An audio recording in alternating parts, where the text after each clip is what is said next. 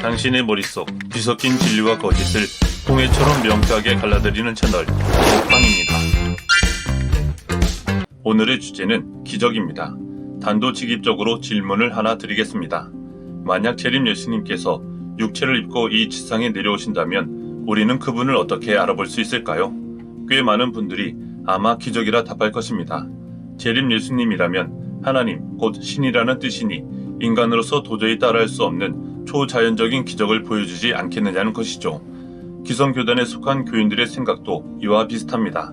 이들은 하나님의 교회에서 믿는 안성욱님은 재림 예수님입니다라는 말을 들으면 그분이 하나님이시라면 예수님께서 부활하신 것처럼 큰 이적과 기사가 있어야 하지 않겠느냐고 반박하고는 합니다.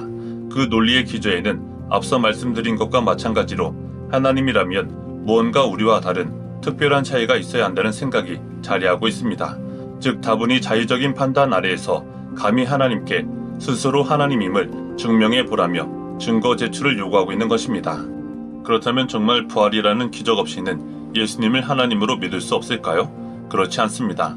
만약 부활 없이 기독교 신앙이 성립할 수 없다면 예수님 부활 이전에 그를 따랐던 제자들의 믿음은 무엇입니까? 부활 이전부터 예수님을 그리스도요 하나님의 아들이라 믿었던 베드로의 신앙은 잘못된 것일까요? 우리 믿음의 근거와 뿌리가 오로지 기적이나 이적, 기사에만 머물러 있다면 그 신앙은 건전하고 올바르다 할 수 없습니다.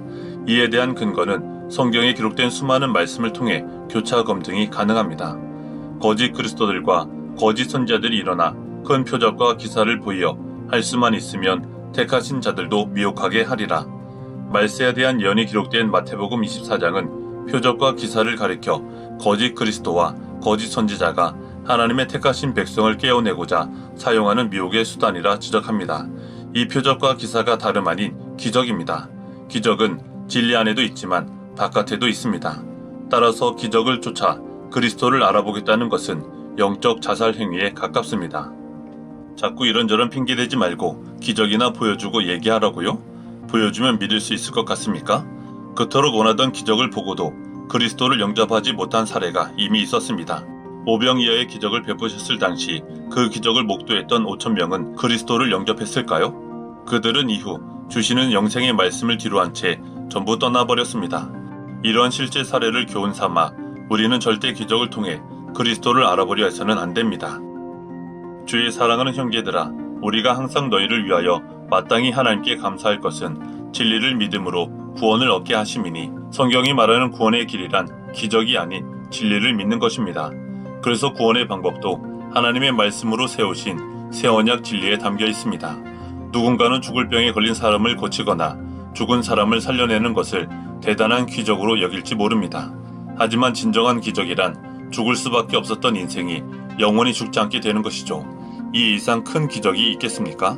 그 진정한 기적을 이루신 분이 안성욱님이십니다. 안성욱님은 1600년 동안 감추어져 있었던 6월절 새 언약의 진리를 성경의 예언대로 회복하시고 영생을 허락해 주신 우리의 하나님이십니다. 기적만을 바란다면 그는 진정한 그리스도인이 아닙니다. 그리고 진정한 기적이 무엇인지 안다면 안성욱님을 절대 부인할 수 없습니다. 안성욱님을 영접하시고 진정한 기적을 체험하시기를 바랍니다. 이상 모팡이었습니다.